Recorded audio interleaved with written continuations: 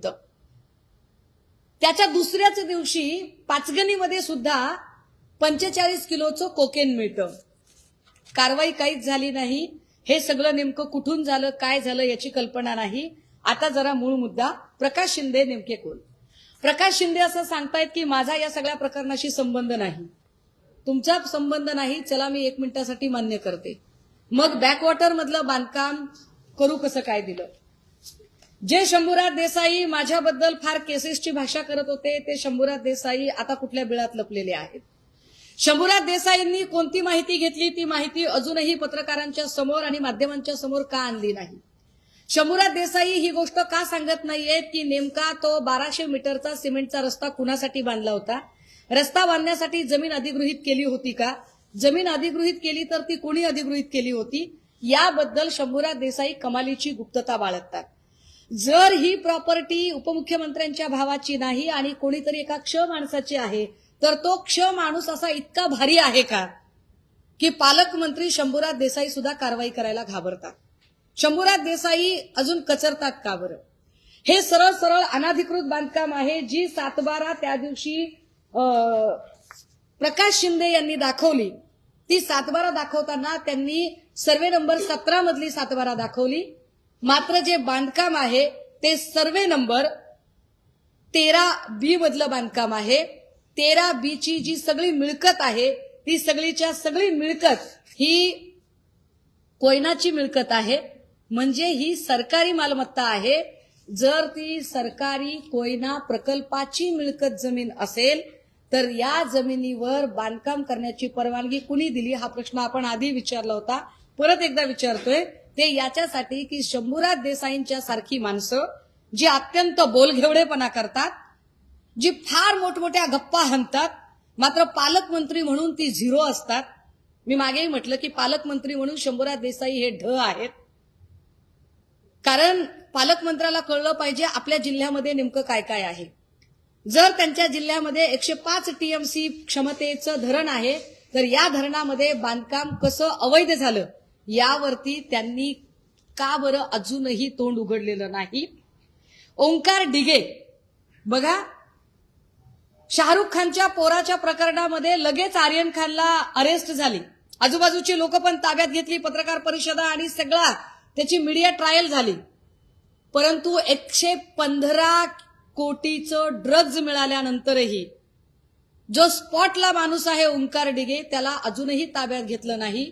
ओंकार डिगेला पद्धतशीर फरार करून दिलेला आहे का? एकीकडे मुख्यमंत्री असं म्हणतात की आम्ही सगळ्या गोष्टी बाहेर काढणार आहोत. मी वाट बघितली, मुख्यमंत्र्यांच्या कर्तव्यदक्षपणावर माझा विश्वास आहे म्हणून मी थांबले 20-25 दिवस. मला असं वाटलं की ते ओंकार डिगेला आता ताब्यात घेतील, पण ओंकार डिगे फरार झाला. रणजित शिंदे कुठे आहे? जो दरेगावचा सरपंच आहे, युवा सेनेचा तालुका प्रमुख आहे आणि प्रकाश शिंदेचं हॉटेल त्याने चालवायला घेतलं असं प्रकाश शिंदेचा बनाव आहे, तो रणजित शिंदे कुठे आहे? त्या रणजित शिंदेचं नेमकं काय झालं? विशाल मोरेला ड्रगचा मास्टर माइंड असं ठरवण्याचा प्रयत्न होतोय, पण विशाल मोरे ड्रगचा मास्टर माइंड नाही, हे आधीच्या जबाबामध्ये स्पष्टपणे आलेलं आहे. ही रेड स्थानिक असं सांगतात की ही रेड शेडवर पडलीच नाही. हा सगळ्यात मोठा गौप्यस्फोट. ही रेड शेडवर पडलीच नाही, ही रेड रिसॉर्टवर पडली असं स्थानिक सांगतात आणि त्यासाठीच्या अनेक गोष्टी, अनेक पुरावे त्याचे प्रमाण म्हणून आपल्याला सांगता येतील. माझ्या हातात एक बातमी आहे. ज्या मुंबई पोलिसांनी ड्रगच्या रेड प्रकरणामध्ये ही जी रेड केली होती त्याच्यामध्ये जो स्पॉट पंचनामा केला होता, या स्पॉट पंचनाम्यामध्ये पंचांकडून कोऱ्या कागदावर सह्या घेतल्या गेल्या. या का बरं कोऱ्या कागदावर सह्या घेतल्या गेल्या? हे पंच ऑन रेकॉर्ड ऑन कॅमेरा बोलायला तयार होते, मात्र 4 दिवसानंतर या पंचांची तोंड बंद केली गेली. या पंचांवर कुणाची दहशत आहे? उद्या या पंचांच्या जीवाचं काही बरं वाईट झालं तर त्याला जबाबदार कोण आहे? पॉलिटिकल प्रिव्हिलेज जर कुणाला द्यायचा नसेल आणि कुठलीही राजकीय शक्ती जर याच्यामध्ये सामील नसेल, तर मग पंचांच्या कोऱ्या कागदावर सह्या झाल्या या एवढ्या मोठ्या गंभीर गोष्टीची दखल अजूनही राज्याचे गृहमंत्री तथा मुख्यमंत्री असणाऱ्या आणि सो कॉल्ड पारदर्शक कारभार चालवणाऱ्या देवेंद्रजींनी अजून ती दखल का घेतलेली नाही? याच्यावर ते का बोलत नाहीत? या प्रश्नांची उत्तरं गृहमंत्री कधीतरी देतील का किंवा पोलीस डिपार्टमेंट देईल का? जे शेड होतं त्या शेडची जी आम्ही जाऊन पाहणी केली होती, त्या शेडमध्ये कुठेही एक शौचालय आहे, एक टॉयलेट आहे, मात्र त्या टॉयलेटमध्ये संपूर्णतः माती पडून ब्लॉक झालेला आहे. ही माणसं इतकी दिवस इथं राहत होती, मग ते कुठे जात असतील बरं प्रातर्विधीसाठी? साधारणतः 5 किलोमीटर एरियाच्या पलीकडे जाणार नाहीत. 5 किलोमीटरचा एरिया तुम्ही तो जो एरिया आहे तो चेक केलाय का? त्याचा फॉरेन्सिक वगैरे काही तपासणी झालेली आहे का? हे लोक नेमके कुठे राहत होते, काय खात होते?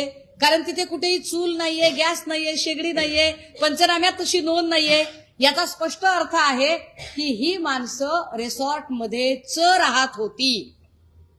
आय रिपीट वन्स अगेन, ही माणसं